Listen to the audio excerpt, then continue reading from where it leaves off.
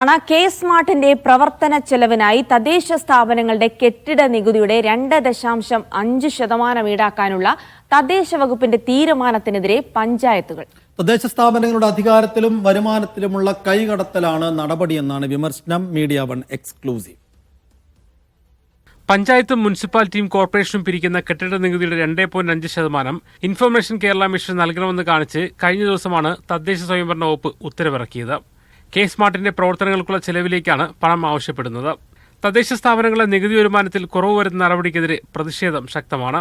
ഒരിക്കലും തദ്ദേശ സ്ഥാപനങ്ങളുടെ വരുമാനം ആ രീതിയിൽ സർക്കാർ പിടിച്ചെടുക്കാൻ പാടില്ല. അത് ആക്ടിന് പോലും വിരുദ്ധമായിട്ടുള്ളതാണ്. സാക്ഷരതാ പ്രേരകന്മാരുണ്ട്, അവരുടെ വേതനം പഞ്ചായത്ത് കൊടുത്തിരുന്നതല്ല. ഇപ്പോൾ അതിൻ്റെ ഒരു 60% തദ്ദേശ സ്ഥാപനങ്ങളിൽ നിന്ന് വാങ്ങിക്കൊണ്ടിരിക്കുകയാണ്.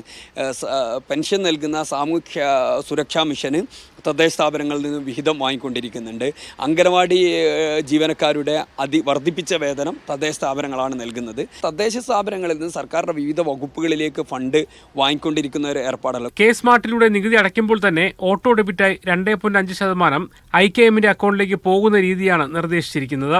പഞ്ചായത്ത് അറിയാതെ തന്നെ നികുതി വരുമാനം നഷ്ടപ്പെടുന്നത് തദ്ദേശ സ്ഥാപനങ്ങളുടെ അധികാരത്തിന്മേലുള്ള കടന്നുകയറ്റമായി വിലയിരുത്തപ്പെടുന്നു. ഈ രീതിയിൽ തദ്ദേശ സ്ഥാപനങ്ങളുടെ ഒരു തനത് വരുമാനം നേരിട്ട് ഒരു IKMന്റെ അക്കൗണ്ടിലേക്ക് മാറുന്നു. അത് തദ്ദേശ സ്ഥാപനത്തിന്റെ അധികാരത്തിലുള്ള നേരിട്ടുള്ള കടന്നുകയറ്റം. തദ്ദേശ സ്ഥാപനങ്ങൾ പദ്ധതി വിഹിതത്തിൽ നിന്ന് നിശ്ചിത തുക IKMന് നിലവിൽ തന്നെ നൽകുന്നുണ്ട്. വീണ്ടും മറ്റൊരു രൂപത്തിൽ പണം ഈടാക്കുന്നത് അംഗീകരിക്കാനാവില്ലെന്നാണ് തദ്ദേശ സ്ഥാപനങ്ങളുടെ നിലപാട്. Muhammad Aslam, media one.